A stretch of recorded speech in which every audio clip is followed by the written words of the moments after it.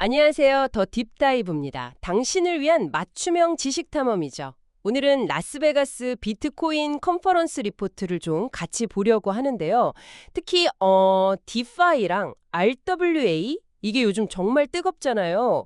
이게 그냥 잠깐 유행하는 게 아니라 앞으로 금융시장에서 왜 중요한지 그 의미를 좀 깊게 파헤쳐 보겠습니다. 네, 안녕하세요. 정말 흥미로운 주제입니다. 이번 컨퍼런스에서 디파이나 RWA 얘기가 정말 많이 나왔거든요. 이걸 보면 이게 단순 기술 얘기가 아니구나. 앞으로 산업이 이쪽으로 가겠구나 하는 방향성이 보이는 것 같아요. 맞아요. 자료를 보면 디파이는 이제 뭐랄까 실험 단계를 넘어서 기존 금융의 대안으로까지 얘기가 나오고 있고요. RWA는 국채나 부동산 같은 실물 자산을 블록체인으로 옮기는 핵심 기술로 주목받고 있다고 하죠. 특히 그 테더 CTO가 RWA 토큰화를 비트코인 사이드 체인에서 언급했다는 거. 이거 좀 인상 깊었어요. 네. 그 점이 상당히 중요합니다. 그러니까 비트코인의 그 안정성이랑 유동성을 가지고 현실 세계 자산, 예를 들면 국채 같은 걸 연결하겠다는 거잖아요.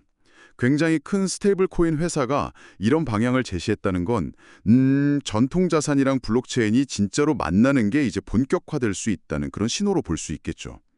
근데 또 동시에 그 RWA 프로젝트 플룸 사례도 있었잖아요. 공동 창업자가 갑자기 안타까운 일이 생기면서 인적 리스크가 확 부각됐죠. 맞아요. 그런 일도 있었죠. 네, 그래서 기술만 볼 게 아니라 이걸 운영하는 주체가 얼마나 안정적인지 이런 것도 꼼꼼히 봐야 한다는 걸 보여주는 사례예요. 당신이 어떤 프로젝트를 볼 때 꼭 체크해야 할 부분입니다. 네, 데이터를 볼 수 있는 디파이 라마라는 툴 있잖아요. 그걸로 시장을 보니까 좀 재미있는 게 있더라고요.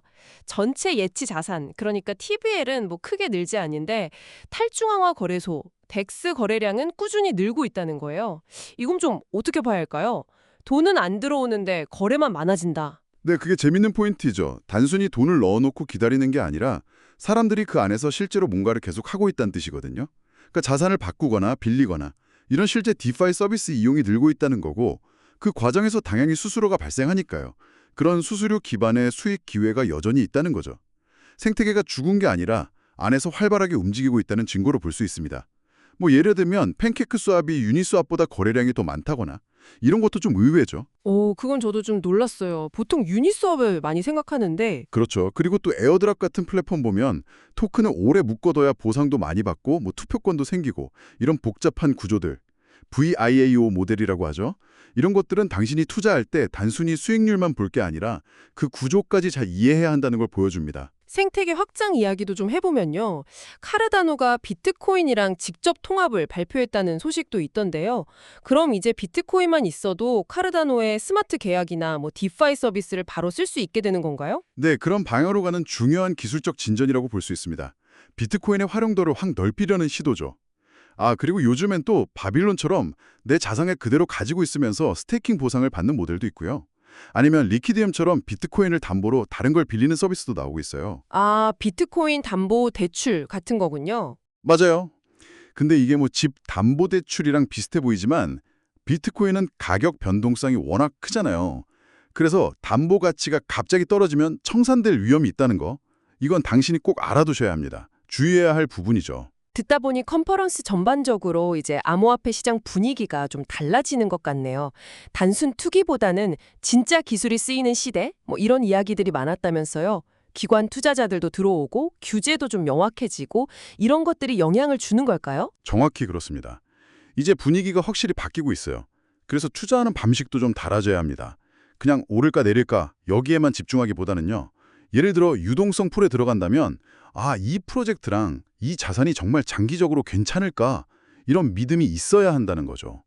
반짝하는 밈코인보다는 좀 더 탄탄한 기술이나 실제 사용 사례가 있는 프로젝트에 집중하고요.